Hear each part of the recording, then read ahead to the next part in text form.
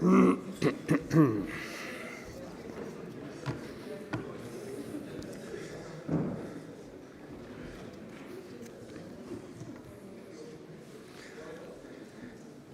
afternoon and welcome to the 2024 Danubius Awards, coming to you live from the University for Continuing Education here in Krems. My name is Sebastian Schäffer. I'm the director of the Institute for the Danube Region in Central Europe, and it is my pleasure to have the possibility to moderate again this award ceremony.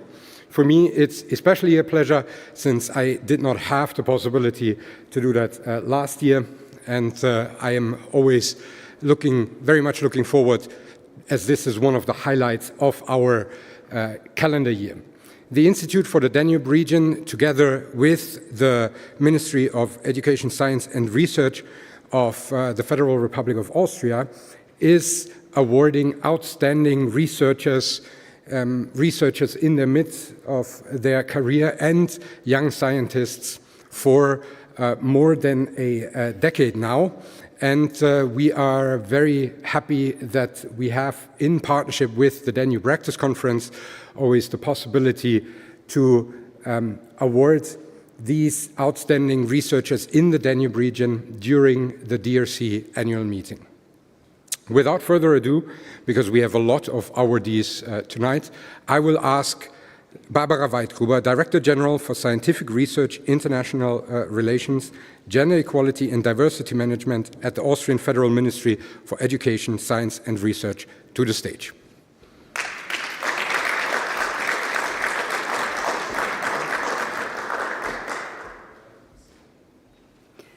Dear Rector Vollhammer, dear rectors and representatives of universities of the Danube region, dear Danubius awardees, distinguished guests, on behalf of the Austrian Federal Minister of Education, Science and Research, who addressed you already this morning, I would like to welcome you to today's Danubius Award ceremony.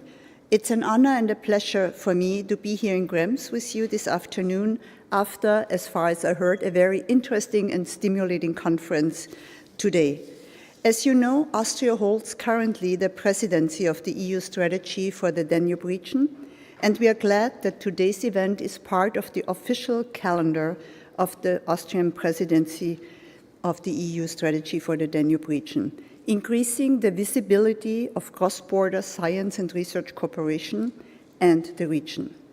Before we celebrate 2024 award winners, let me touch upon a few issues that are of relevance on the European level for the whole Danube region.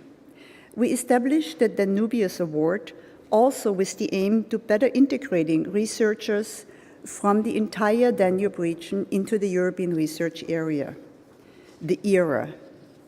Currently, EU member states are co-designing the main actions for the further development and the strengthening of the European research area over the next years in the so-called European Research Area Policy Agenda.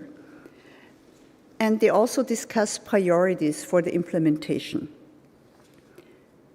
In the European Research Area and Innovation Committee, the so-called ERA Committee, the Directors General for Research of all the EU member states, but also of all the countries associated to Horizon Europe, and therefore all the countries of the Danube region, also take part in this discussion on the next phase of the European research area. So I would also like to urge you, if you do not know that or haven't known that, to get back to your ministries and tell them what you think is important in the implementation of the European research area for your countries and your university systems. Under the umbrella of the European Framework for Research Careers, a number of policy initiatives have already been launched related to the assessment of researchers, for instance, an online European research area talent platform, or a pilot call on talent ecosystems for early career researchers. However, we all know that progress is still slow. There is an uneven take-up in the European research area, and many more reforms are required on national levels and also within university systems. A lot of this is also done in the European higher education area, and of course, there need to be close synergies between the European higher education and the European research area. Additional efforts to advance and to keep the European competitiveness and attractiveness as a place for excellent research, science, and innovation are still needed. Horizon Europe, the EU framework program for research and innovation, is in full swing, as you all know. And apart from the member states, 19 countries are already associated to Horizon Europe, including all those that are part of the European Union strategy for the Danube region. Association to Horizon Europe offers plenty of opportunities for cooperation, also through the significantly expanded widening instruments created to increase the research and innovation capacities and to reduce the research and innovation divide, as it's called in Europe. In the collaborative part of the framework program, the dedicated goal is to address grand social challenges, from health to climate, water, nutrition, AI, energy, transport, you name them. All of them are included in the work programs. In your universities and research organizations, you can play an important part in taking an active part in shaping and supporting the ongoing transformations. I would also like to urge you to make your voice heard when it comes to stressing the importance of science and research in dialogue with society. This is another way in which researchers and scientists can make a valuable contributions to strengthening trust in science and democracy, the core European values. And in times like these, I think you all realize how important it is to have this trust in democracy, but also in science and in science-informed policy. The Danubius Awards recognize exceptional scientific contributions to the Danube regions, while also fostering collaboration and innovation. By honoring both established and researchers at earlier stages, we do not only highlight and reward their individual achievements, but also strengthen the region's commitment to and the public visibility of scientific excellence and regional cooperation. This is only made possible through the excellent cooperation with the Institute for the Danube Region in Central Europe. Many thanks for the outstanding cooperation, and you have heard it's been going on for many years, and also the organization of today's event, which is also excellent. I'm grateful for the long-standing commitment and partnership of the European Commission's Joint Research Center, which is welcoming the Danubius young scientists for a visit to the GRC. Last but not least, a special thanks goes to the University for Continuing Education Krems for hosting the event today. And I look directly into the eyes of the rector. Many thanks to you and your team. And let me end by addressing all the awardees of today. Congratulations on your impressive achievements. And I'm convinced that many more will follow. And of course, there's also some expectations when an award is bestowed on someone. And I look forward to learning more about your careers and your accomplishments before you are handed over the degrees. Many thanks.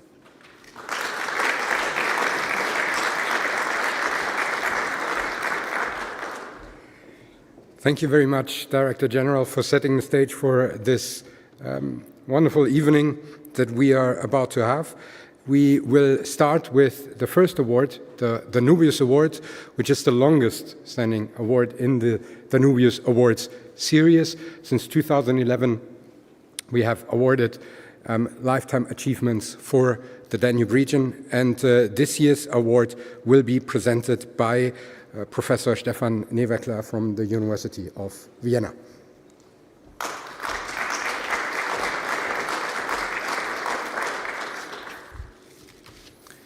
Magnificenz Faulhammer, Director General Weidgruber, esteemed colleagues and honored guests. Today we have the great privilege to recognize an extraordinary scholar, Professor Dr. Marek Nekola, with the prestigious Danubius Award. This award honors contributions that foster intercultural understanding and promote the bonds among the people in the Danube region. Professor Nekola's lifelong work and dedication to cultural and linguistic pluralism exemplify these ideals. Born in Brno on March 4th, 1965, Professor Nekola's intellectual journey has traversed borders, disciplines, and languages.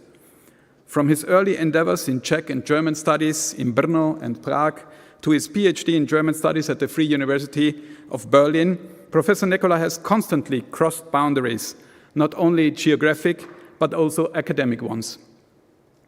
He achieved his habilitation at Masaryk University in 1998 before being appointed Professor of Czech and West Slavic Studies at the University of Regensburg, where he leads the Bohemicum Regensburg-Passau. Since 2007, he has also directed the German branch of the Czech German Studies program, a joint endeavor with Charles University in Prague. Professor Nekola's intellectual pursuits have taken him to the Davis Center for Russian and Eurasian Studies at Harvard University and to the University of Michigan in Ann Arbor. He is also a valued member of the Graduate School for East and Southeast European Studies, bridging the universities of Munich and Regensburg, and he holds an honorary doctorate in modern history from Charles University in Prague. Marek Nekola's scholarly contributions reflect his deep and interdisciplinary approach to Central Europe and the Danube region. His work spans Slavic studies, German studies, and Jewish studies, examining the interplay of literature, culture, linguistics, and historiography. He brings profound insights into the multilingual and multicultural textures of the region, contributing richly to our understanding of how language and identity intertwine. A pivotal aspect of Professor Nekola's work is his contribution to Franz Kafka studies.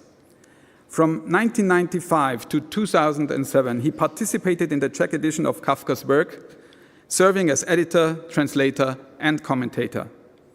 For the German critical edition of Kafka, he translated and provided commentary on Kafka's Czech texts and fragments, situating Kafka's work within the multilingual cultural milieu of Prague in the early 20th century.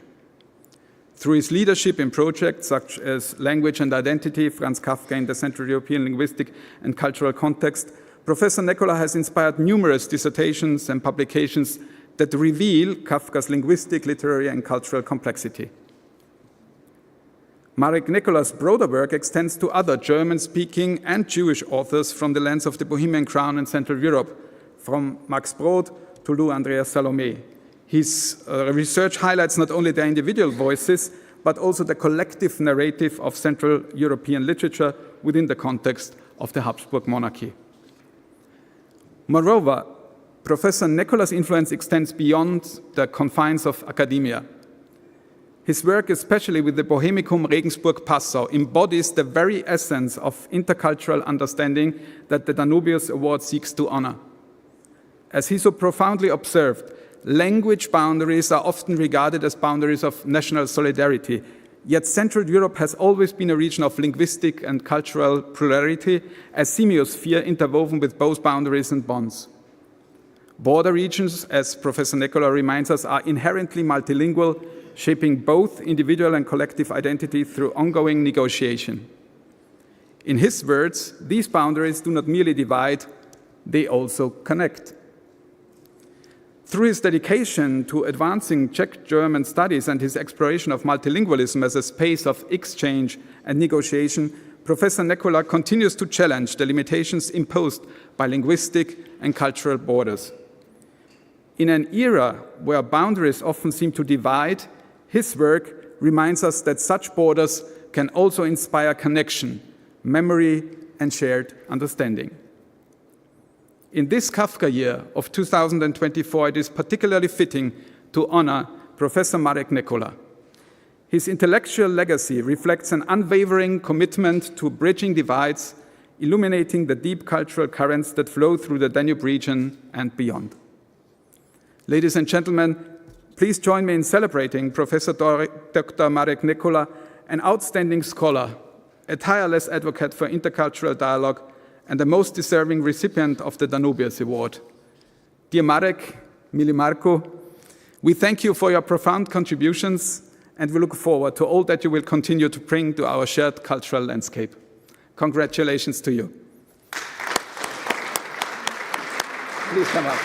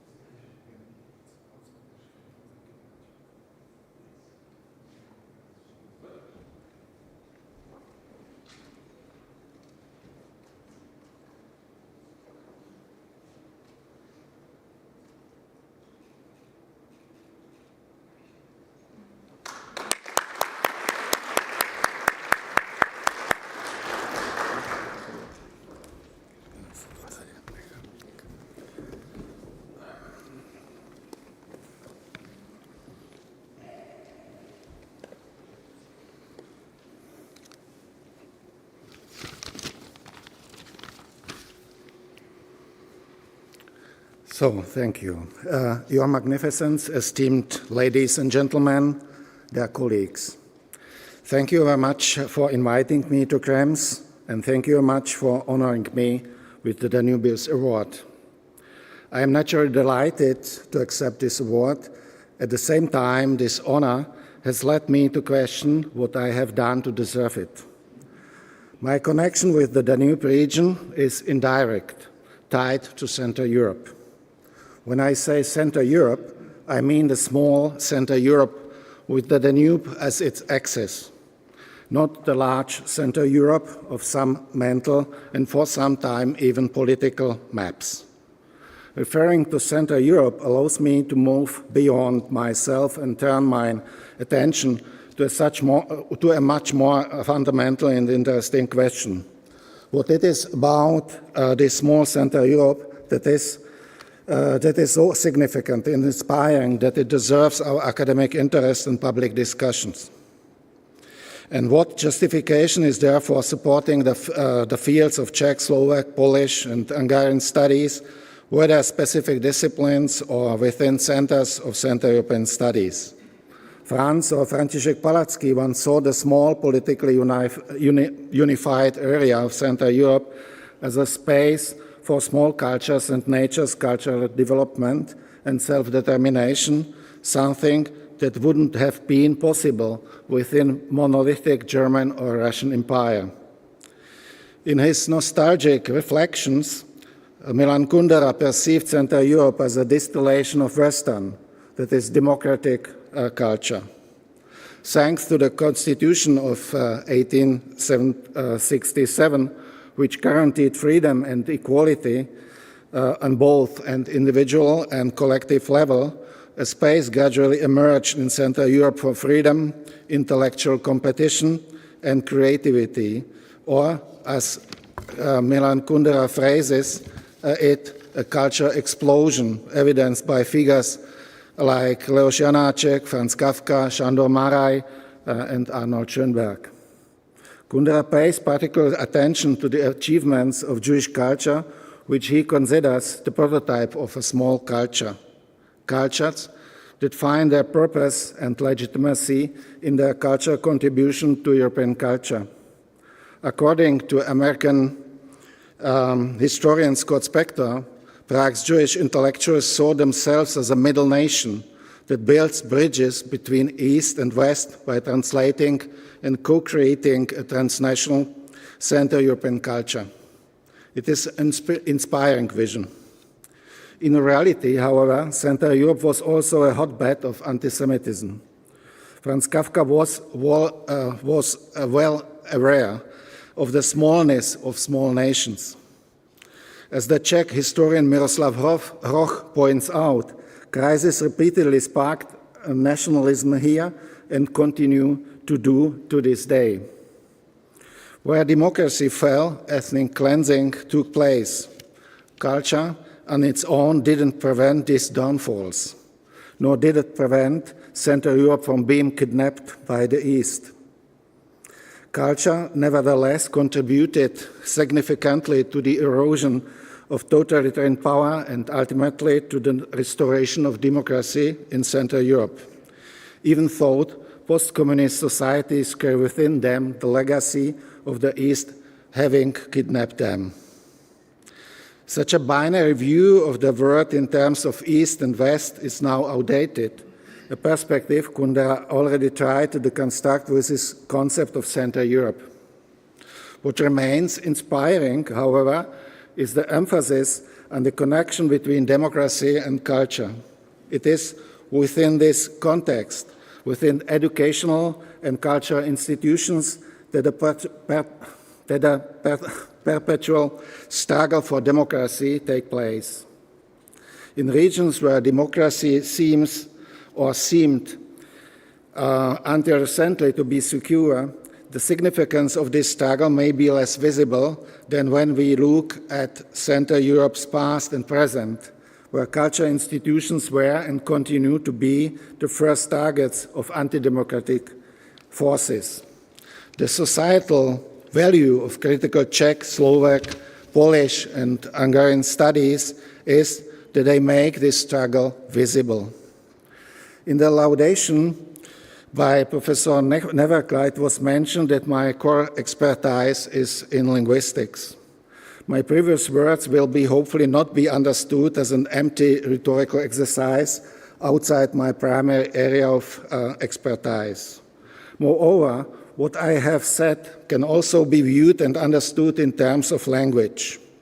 It is not a new idea that the political project of a small Central Europe ultimately failed due to the insistence on linguistic and cultural hegemony on the one hand and the instrumentalization of linguistic and cultural asymmetry within the national agendas of small nations on the other hand.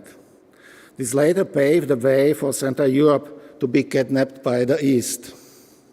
When one considers this, it may be a mistake that the European Union and its member states adhere strictly to a 1+2 language policy, meaning the mother national language plus 2 foreign languages, without adequately reflecting the fact that in many European countries, a quarter of the population has 2 native languages due to cross-border or intercontinental migration. It would be therefore make more sense to permit 2+1 variant, that is, 2 native languages, a local and a heritage language, and 1 European lingua franca. This approach would not only foster the natural bilingualism and intellectual abilities in second-generation speakers with a migrant background, but rather, research suggests that support for the structured learning of heritage language also provides a positive stimulus, enhancing openness to input from the dominant language. In this sense, a more thoughtful language policy could strengthen both national and European integration and weaken the negative instrumentalization of neglected heritage languages.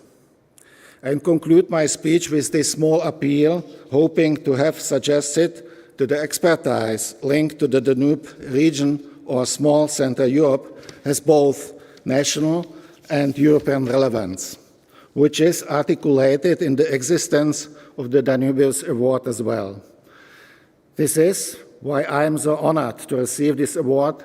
I thank you for it. Thank you very much.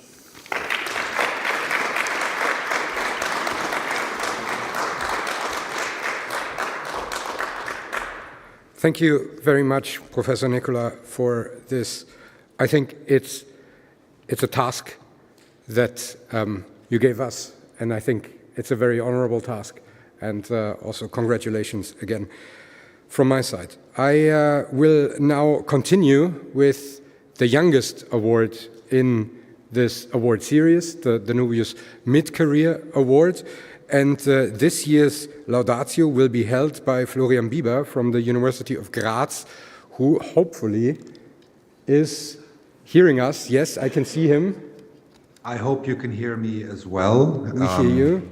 Excellent. Well, it's an honor to be speaking to you today. I apologize for not being with you in Krems. I'm currently at the College of Europe in Tirana, one of the newest university projects in Southeastern Europe at the moment. But it's my great honor to provide the laudatio for Anna Pajvancic, who is receiving the award. And she is a scholar who in many ways represents the Danube region very well. Her personal and academic journey has taken her up the Danube from Novi Sad in Vojvodina to Krems, where she is at the moment, and she had intermediate stops along the way in Graz and in Vienna. So I guess I'm here representing the one deviation from the Danube in her academic career, namely her also a research stay in Graz. She's currently a senior scientist at the Department for European Policy and the Study of Democracy at the University of Continuing Education in Krems. She's also been affiliated with the University of Novi Sad, where she is an associate professor at the Department of Sociology. This is her original academic home, where she received her PhD in 2015 on the global concept as a tool, global city concept as a tool for understanding the contemporary patterns of globalization and urbanization.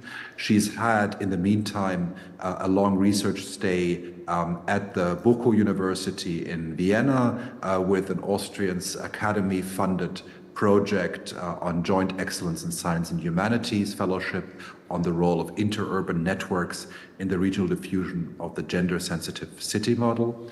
And she was most recently in Graz with the highly competitive and prestigious Marie Skłodowska-Curie Individual Fellowship on Spatialities of Europeanization in the Balkans. So as you can see, her career has taken her with rewards, with fellowships and acknowledgements of the excellence of her research. In her Danubian journey, she has also reflected in her research. She published a study on ecological problems in the cities along the Danube River. She's looked at her hometown of Novi Sad, as well as other cities. And this brings me to her academic focus. Her research has been truly interdisciplinary. She's a sociologist, but one who works very strongly in urban studies, in gender studies, is in contact with urban planning and architecture, as well as political science. So it is a very interdisciplinary research she's been conducting. But I think it's not just the interdisciplinary nature of her research which make it interesting, but she's been really breaking new ground in both what I would call zooming in and zooming out, in having a focus in her research which brings in the urban studies, the urban perspective, which is often neglected in understanding larger dynamics. In particular, what she's been doing is looking at the way in which European networks of cities have emerged, how they cooperate, and which, in a certain way, which adds a very important element to understanding of Europeanization, namely the process through which countries in Southeastern Europe are integrated into larger European structures.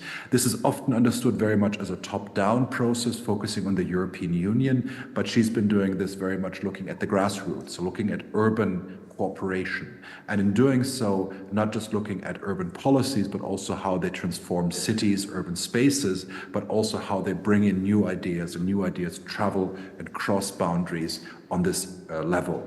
And this is something which is often forgotten from a top-down perspective, but she also, in the bottom-up perspective, brings in these transnational networks, which in urban studies otherwise are often easily forgotten or not given the attention they deserve. So from that point of view, the zooming in, zooming out is essential, but it's also bringing in voices and perspectives which are neglected otherwise, including, for example, gender perspectives, which are essential to her own research, as well as the intersectionality of how gender and other communities which might be marginalized are included in these processes. So from that point of view, I consider her research both highly relevant for an award which acknowledges contributions in the Danube region, with her own research, very closely linked as her personal biography to the Danube itself, but also for bringing in both transnational European perspectives, but also the local grassroots perspective. And this is, I think, really her original contribution, and I'm very glad and honored to have also worked with her, and I'm very glad that she's being awarded here. And I would also conclude by saying that she comes also from an academic environment in Novi Sad in Serbia, where critical independent research has become more difficult in recent years, and I think it's important to acknowledge also this, how in some countries and regions in the area of our work, the intellectual environment has become more challenging, and even more important to have these voices of researchers who are nevertheless engaging in critical research. So with that, I would like to congratulate Ana Pajvančić for the award, and all the best from Tirana.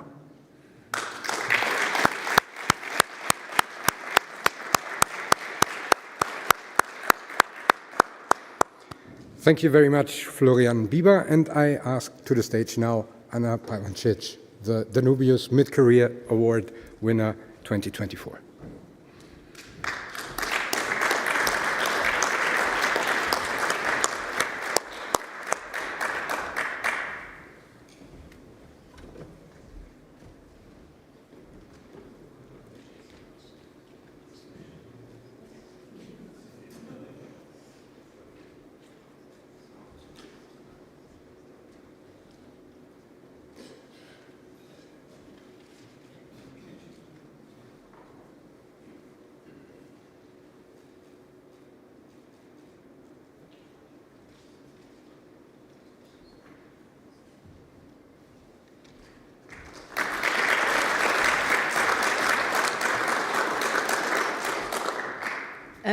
Good afternoon. So first of all, let me express my gratitude to the committee, to the Austrian Ministry of Education, Science and Research, and to the IDM for this important award. I'm truly honored that I'm certain that this recognition will significantly impact my future work during this critical middle career phase.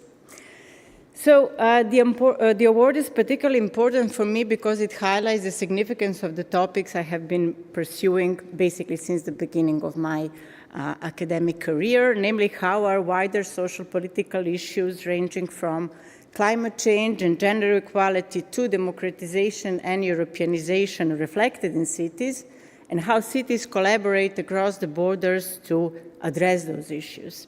So cities and networks between them are actually the main lenses through which I observe various social political phenomena, especially in Southeast Europe.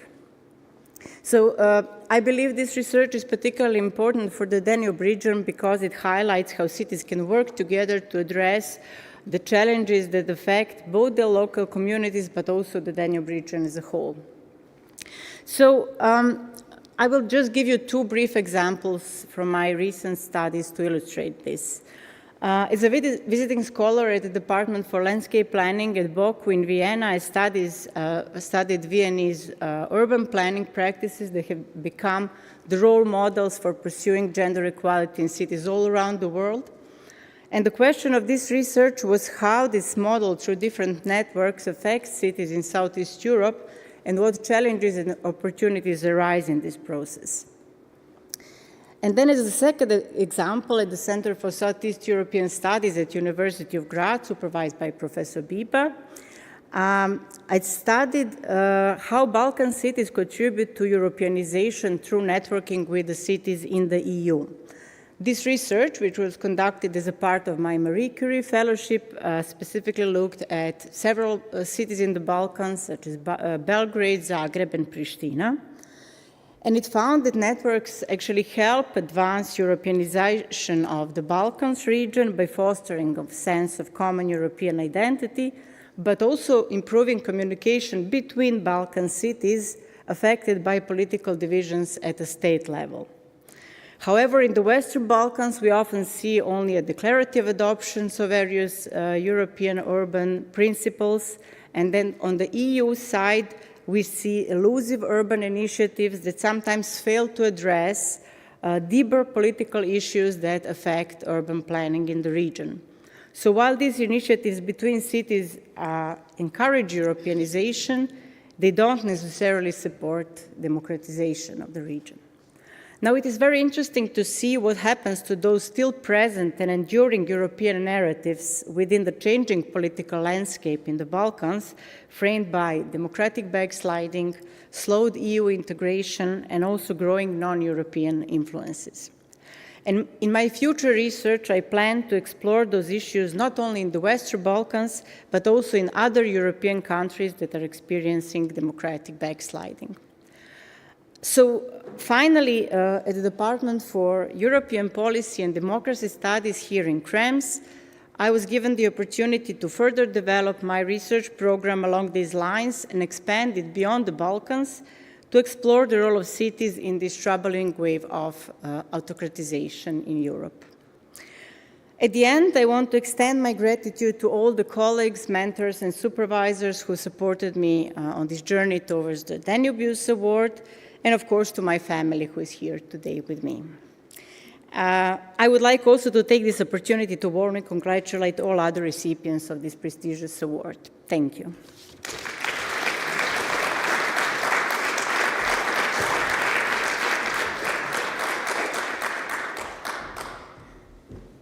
Congratulations again. And well, if you continue your journey upstream the Danube, maybe in the future we'll be a colleague of Professor Nicola in Regensburg. Well, we have now come to the Danubius Young Scientist Award. And before we award the 14 outstanding young scientists of the EUSDR region, I would like to ask to the stage a man of many hats today, because he is here in his capacity, first of all, as chairman of the Institute for the Danube Region in Central Europe, but he's also the president of the Danube Rectors Conference and, of course, as host, the rector of the University for Continuing Education. Fritz, please come to the stage.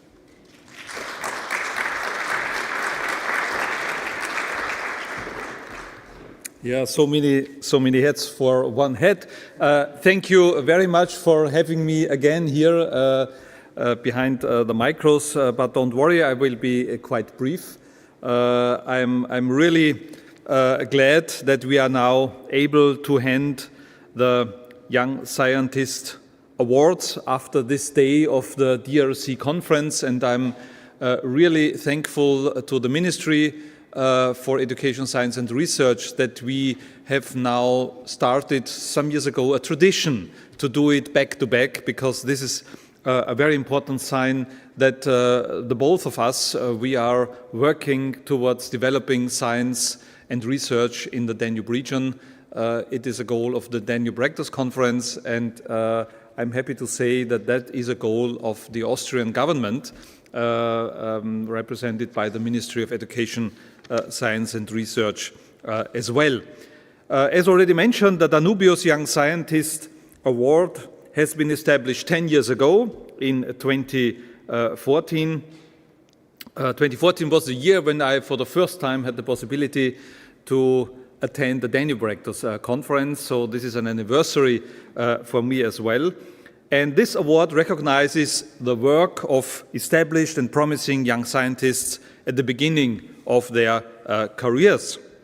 And in a few minutes, 14 young scientists will be granted this award, one for each country that is part of the EU strategy for the Danube region.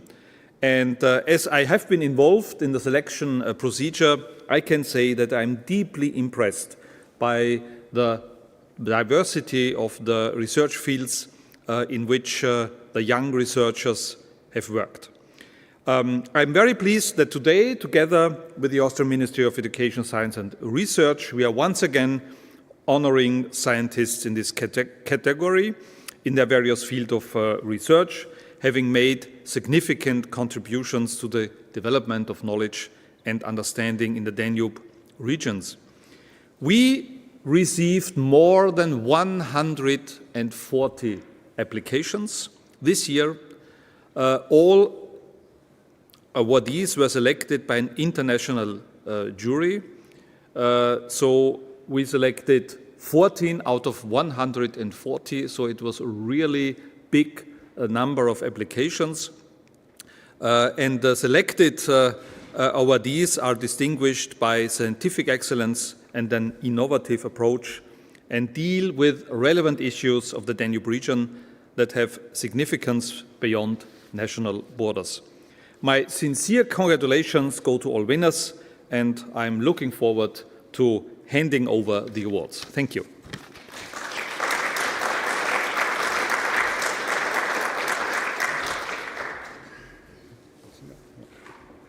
Thank you very much for setting the stage for this award now. Avid followers of the past ceremonies have watched not only me, but also my colleague, Daniel Martinek, who was filling in for me last year, butchering the languages of the Danube region when we were announcing these awards. So for this year, in order to spare me this embarrassment, we came up with a new gimmick. And the idea was that we present a representative from every country that is awarded that has already achieved outstanding scientific contributions, which is in this region not that easy. And I hope that especially when I come to some countries of the Western Balkans, that I will not get in trouble afterwards. When I chose certain people, I chose them where they were born, but I know that some others are also claiming certain inventions and inventors. And I'm not referring to Nikola Tesla. I found others. And my first, because we start in an English alphabetical order, so the first award is coming from Austria, and my representative for Austria that I chose is Hedi Lamar, who was an Austrian-American actress and inventor who pioneered the technology that would one day form the basis for today's Wi-Fi, GPS, and Bluetooth communication systems. And the winner of the Danubius Young Scientist Award this year is Clara Holzinger.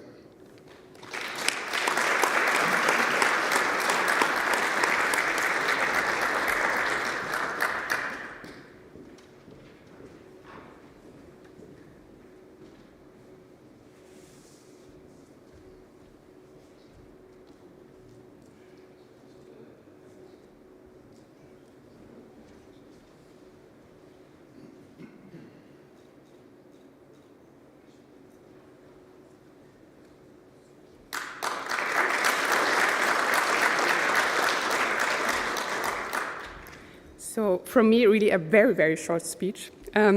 So thank you very much for this award. I'm very honored. I think it's very important also to thank all the people who worked with me on the project. I'm a sociologist. I work in migration research, and I focus on the tension between monolingually conceptualized state structures and a de facto multilingual population, as we already have heard before today. And research does not happen in a void, it always happens in cooperation. So I would like to thank my colleagues, my research participants, and my family and my husband who is here with me today. Thank you.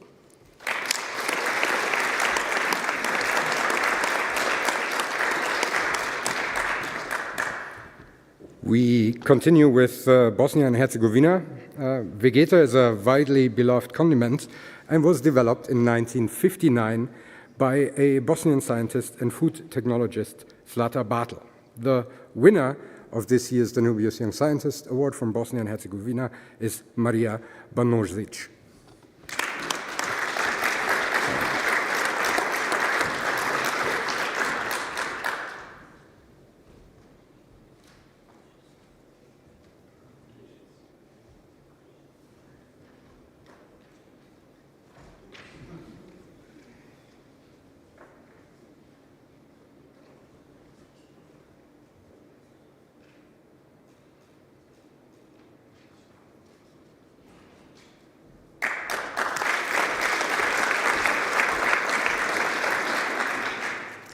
Good afternoon to everyone. First, I would like to thank the award committee for recognizing my research work. And secondly, I would like to thank to my institution, Faculty of Agriculture and Food Technology, University of Mostar in Bosnia and Herzegovina, for nominating me for this award. I'm incredibly honored and grateful to be here today with you in Krems. My research for the last few years was focused on food waste valorization. Why food waste?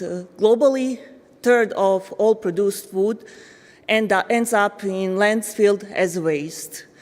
With different approaches, such as clean technologies, carbon neutral technologies, solvent-free technologies, we can participate in sustainable circular economy. With food waste valorization, we can achieve better communities with a social impact. Also, on this scientific journey, I was not alone. I want to acknowledge a few more people. I'm very thankful to my PhD supervisor, my professor and colleagues, and also many thanks to my family and friends who always supported me. Thank you and congrats to everyone.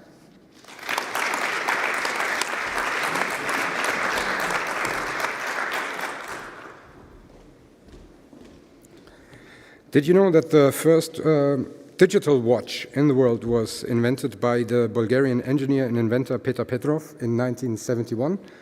Well, now you do. And this year's Danubius Young Scientist Award winner for Bulgaria is Borislava Margaritova.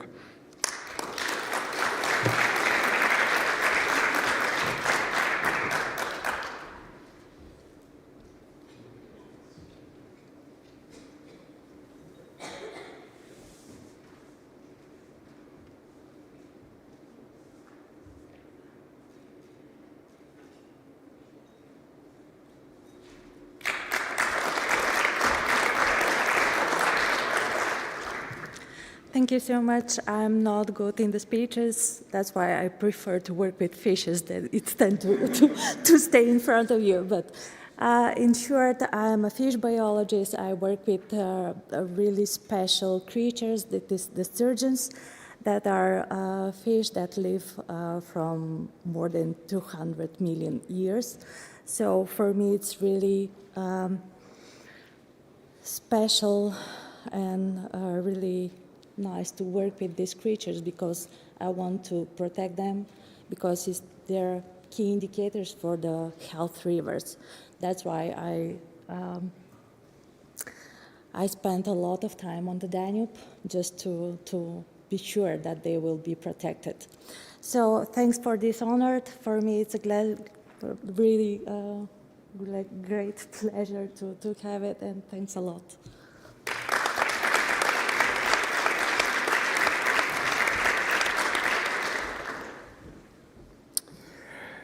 Dora Pejacevic was the first Croatian composer. She began composing miniatures for piano and violin when she was 12 years old. The winner of the Danubius Young Scientist Award for Croatia is Mišo Jurčević.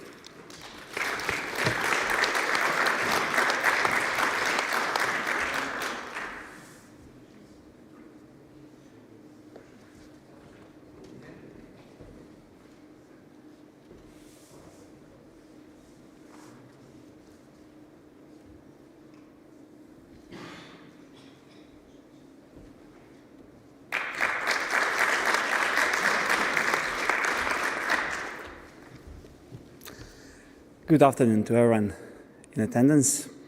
I'm privileged to represent my University of Split and scientific community of Croatia this esteemed event.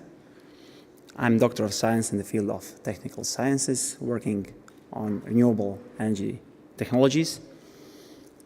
I specialize in also computational fluid dynamics, and which is a relevant topic for the Danube region countries, and hopefully my work will add to this.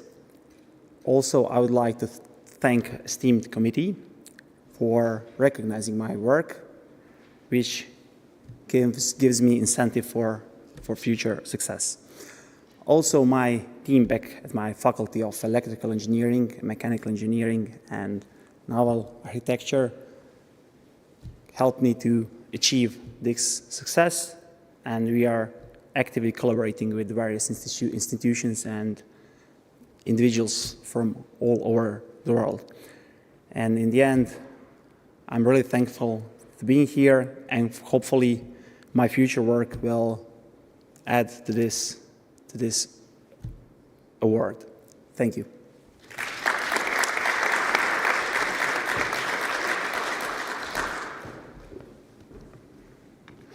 Jakub Krzysztof Rad, a Czech refinery manager, invented the sugar cube in 1843 in Dačice. This invention made it easier to measure and store sugar. The Czech award winner of the Danubius Young Scientist Award is Kateřina Šmolíková. She cannot be with us, unfortunately, but has prepared a video message. Hello everyone. First of all, I would like to say thank you to the organizers and to the committee for putting together this event. My name is Kateřina Šmolíková and I am from the Czech Republic. I completed my PhD at Brno University of Technology, where I focused on speech research, including speech enhancement and robust speech recognition. After that, I did a postdoc in Denmark at Demand, where I worked on improving speech enhancement for hearing aids. Now I am working as a research scientist at Meta. During my PhD, I explored the field of speech technologies. Speech is our primary way of communication. It's something that we use every day without much thought.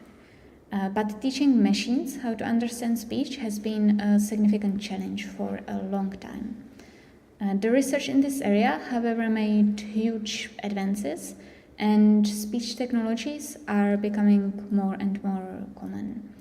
This includes things like automatic generation of subtitles, voice control devices, or tools that help people with hearing impairment to better understand speech.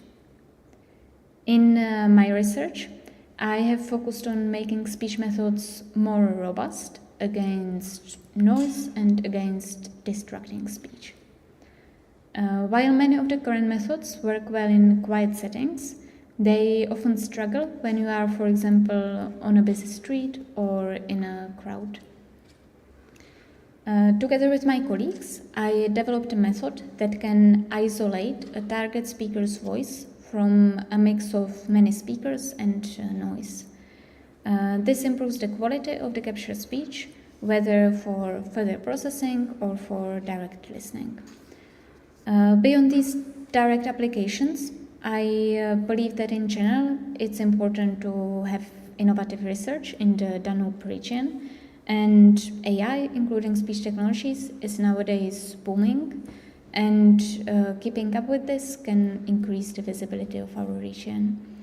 I hope that with my research I could contribute to this a little bit. Thank you again for granting me this award and for having me here.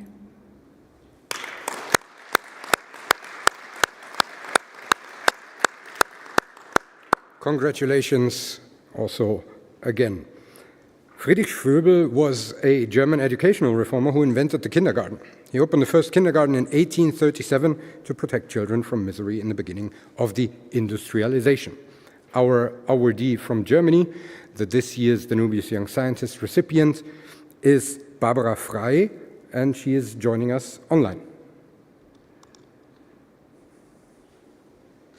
Hello, everyone. I hope everyone can hear me and see me well. First of all, thank you very much for allowing me to do this online. I have a small baby at home, so thanks to the kindergartens all over the world. Hopefully soon she will be in one of those. So I would like to thank to the Federal Ministry first for Education and Science and Research for deciding to give me this award, and also to the Institute for Danube Region. I'm also very grateful to my institute, to the Faculty of Economics, Business and Management at the University of Regensburg that nominated me for this award, and that they supported me the entire time while I was doing my research. So my research was focused on the ever important topics of corruption and informality. However, I decided to take a different approach and to examine these phenomena based on the opinions and perceptions of the private sector, because private sector is often very much exposed to corruption, but it remained uncharted territory when it comes to exploring corruption, because people usually talk about political corruption and less so about corruption that happens in business. And my findings showed me that businesses in my focus countries, which were Serbia and Croatia, are indeed very much burdened by petty corruption, by the political ties, by the nepotism and so on, and they are often looking for ways to alleviate this burden. However, the political elites are not always the ones to jump in to help by creating policies which will actually be implemented and that would fight corruption and informality in business. So with this award, I hope my research gets more visibility, and that political elites in Danube region take into account the findings, which will, I hope, help them create policies that help businesses and not that are detrimental to them. So thank you again, and hopefully we see once in person. Thank you. Thank you very much.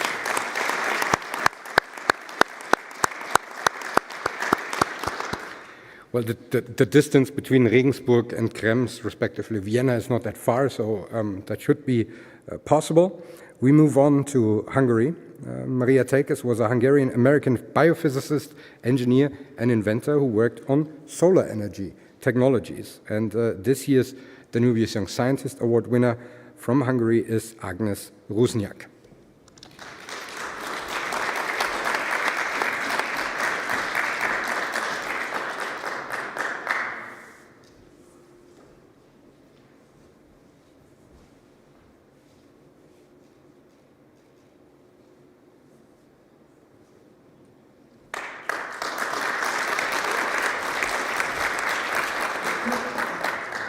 so good afternoon, everybody.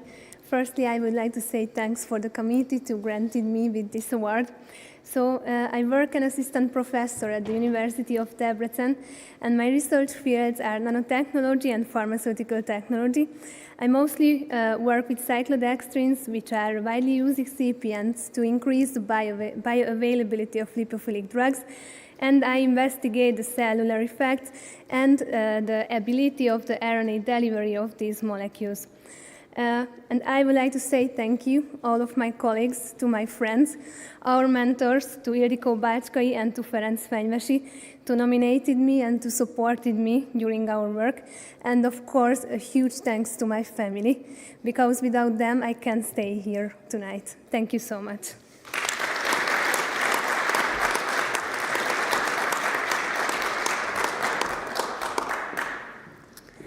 We move to the Republic of Moldova, and in 1943, Moldovan scientists Boris and Natalia Lazarenko pioneered the electric spark erosion technique, now globally known as electrical discharge machining, EDM.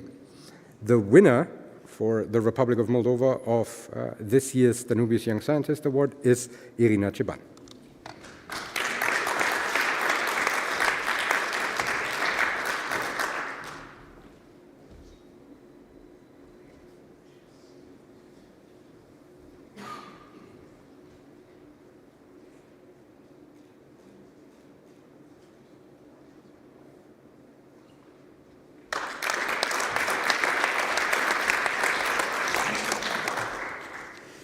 Good evening, everyone. My name is Irina, and I'm from Republic of Moldova.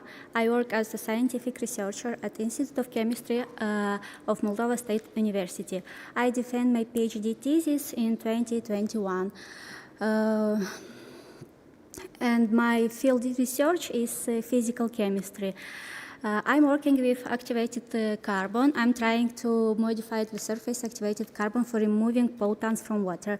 For me, it's important to remove different pollutants from water as heavy metals, nitrate ions, and others. And I'm deeply honored to be today here, and thank you for everything. Thank you.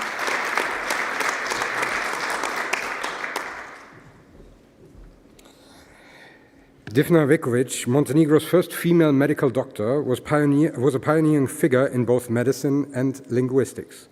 The winner for this year's Danubius Young Scientist Award from Montenegro is Mihailo Micev.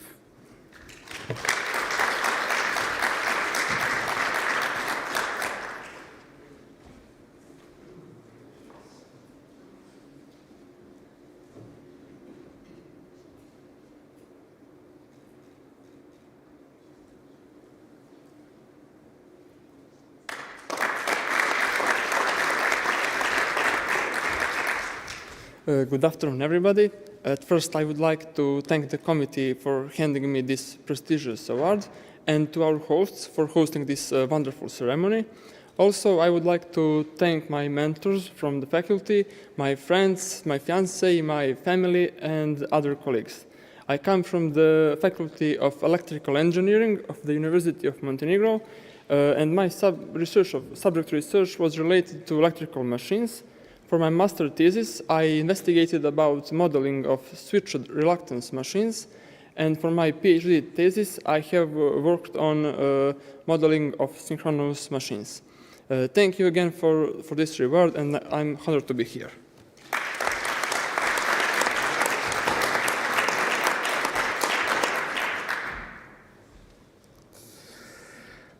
The Romanian physiologist Nicolae Paulescu discovered the hormone insulin in the early 1920s and developed a method for extracting it to treat diabetes. The winner for Romania's this year's Danubius Young Scientist Award is Ioana Marica.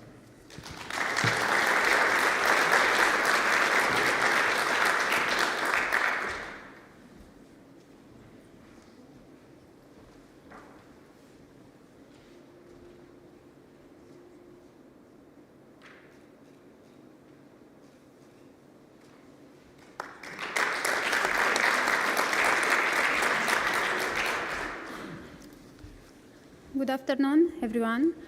I'm very grateful for being here today, and I'm currently a PhD student at Faculty of Physics, Babeș-Bolyai University, and I'm also a research assistant at National Institute for Research and Development of Isotopic and Molecular Technologies in Cluj-Napoca, Romania. My research focuses on the environmental challenges associated with the detection of micro and nanoplastics, and I'm currently investigating and trying to develop efficient and feasible Raman-based approaches for the detection and quantification of micro and nanoplastics in various environmental compartments. I believe that my work has important implications in addressing the issues associated with micro and nanoplastics occurrence and accumulation in aquatic environments, including here also in the Danube region.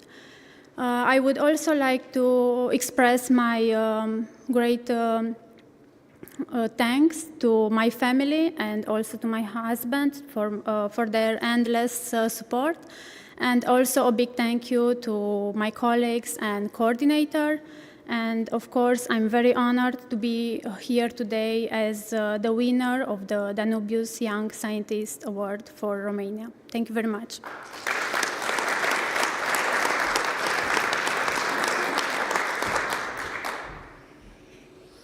The hair clipper, a tool used worldwide for cutting hair with precision, was invented by a Serbian barber and inventor Nikola Bizumic in the late 19th century.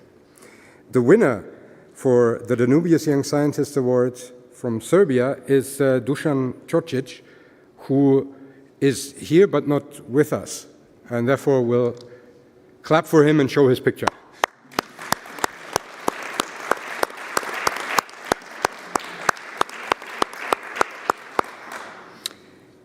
Izabela Textorizova was Slovakia's first female botanist. Her copious herbarium, stored at the Faculty of Natural Sciences of the Comenius University in Bratislava, is a valuable resource for botanists to this day. The winner of the Danubius Young Scientist Award for Slovakia is Denisa Strakova.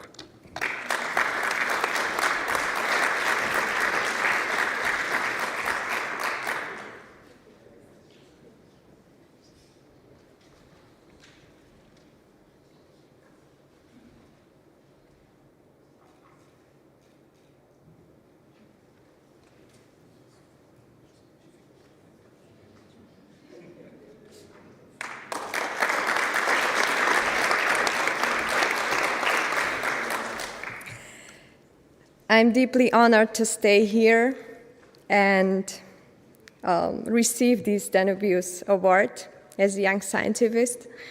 And I would like to thank all of my colleagues who nominated me and the University of Žilina in Slovakia.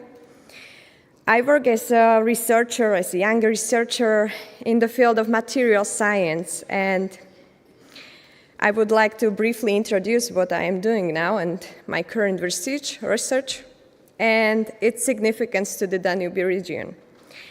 So, imagine a world without material science. The foundation of so much technology and progress would disappear. Material science lets us understand, improve, and create the essential materials that support our modern lives. My research focuses on advanced high-strength steels, which are essential in industries where strength and durability are critical, like automotive, transportation, and heavy machinery. As many of you know, or not, hydrogen can cause these steels to become brittle, weakening them in ways that compromise their integrity. In particular, I'm studying how the chemical composition of steel, along with microstructural changes, impacts the mechanism behind hydrogen embrittlement, especially in welded joints. Welding can actually worsen these hydrogen effects, so it's crucial for us to understand how to reduce the weaknesses. The goal is to develop next-generation steels that resist hydrogen's negative impacts, thereby increasing safety and longevity in applications where failure isn't an option. This issue is particularly relevant to the Danubius region, which has strong industries in transportation and heavy machinery. The findings from this research can directly contribute to safer, more reliable materials for these essential sectors. So, thank you for joining me in exploring how material science can drive not only innovation, but also safety and resilience in the face of complex challenges. Thank you very much.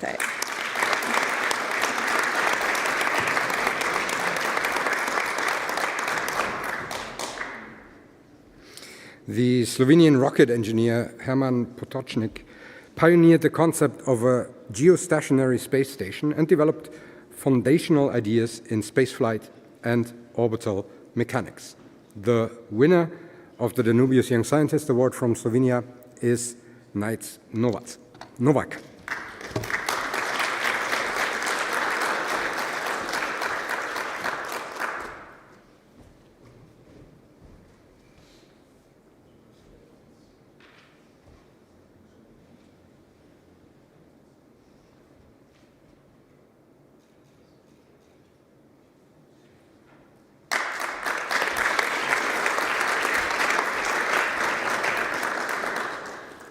So good evening, also from my side. It's my great honor to be here as a recipient of the Danubius Young Scientist Award. First of all, I would like to thank you, the committee at the Faculty of Mechanical Engineering and at the University of Maribor to select me as a candidate for this award, and of course the award committee for selecting me to get this award. So I'm currently appointed as an assistant professor at the Faculty of Mechanical Engineering at the University of Maribor in Slovenia. And my research focuses on the development of modern lightweight metamaterials, which can be used in different applications, from the crashworthiness, road safety, medicine, thermal management, and so on. So we are mostly developing these materials with the computational simulations and different kinds of the experimental testing. And as we already heard in the opening speech by the Director General, the strengthened policies in the European Union lead us to the more smart use of the materials, and I think this research will help that for the Danube region and all Europe in the future. So last but not least, I would like to thank you, all of my co-workers, colleagues at the Faculty of Mechanical Engineering in Maribor, and all of the collaborators from all over the world. And of course, I would like to express my great gratitude for my family and friends, which always support me. And thank you very much.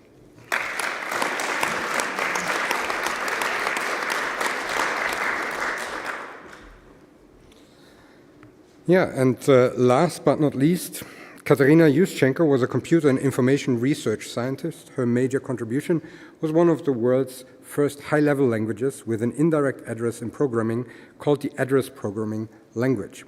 And the recipient of the Danubius Young Scientist Award from Ukraine is Taras Zadvorny, who has also sent us a video. Hello, dear colleagues. My name is Taras Zadvorny. I am from Kyiv, Ukraine.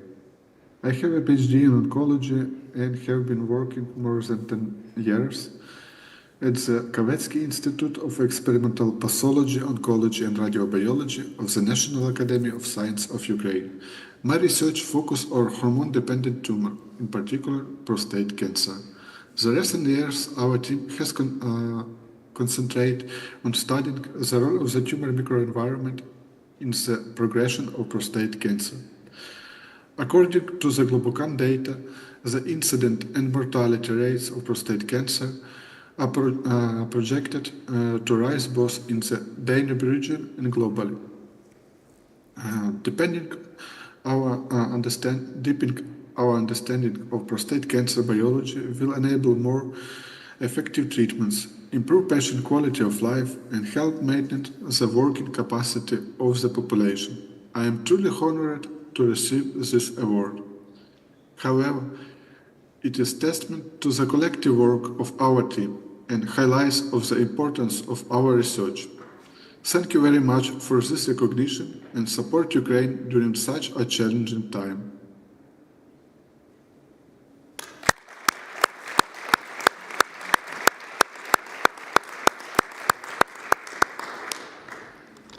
And this concludes the 2024 Danubius Award ceremony.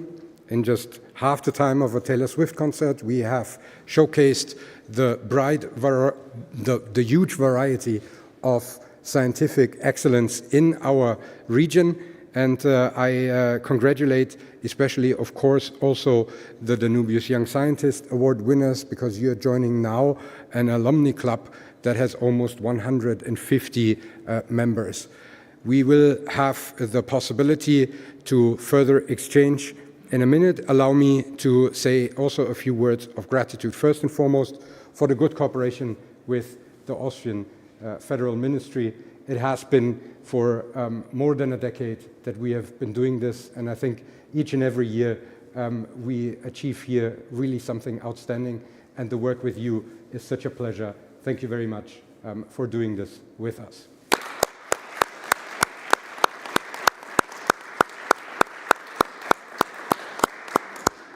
Second of all, of course, I need to thank my team at the Institute for the Danube Region in Central Europe, and here especially Daniel Martinek, who has processed the 140 applications that we have been receiving, and so that the jury has still a lot of work, but a little less administrative work with it.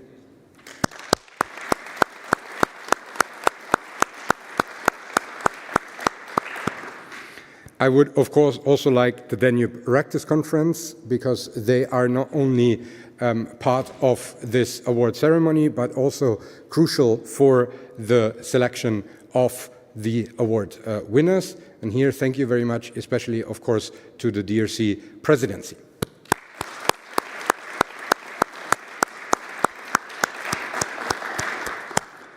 And last but not least, of course, in order that the exchange is also pleasantly accompanied, we need some food and some drinks, and this is graciously provided by our host, the University for Continuing Education and Director Friedrich Faulhammer.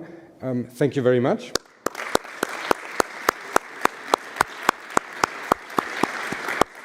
And now I have the pleasure to open the buffet, but one last time, an award, because you will find outside a Riesling that is branded with the University for Continuing Education.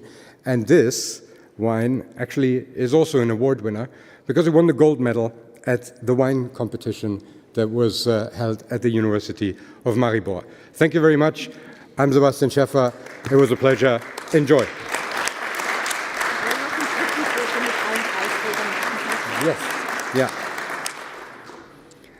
And I think we ended the live stream, hopefully now, because we still want to do a group picture with all winners. So can I please ask each and every winner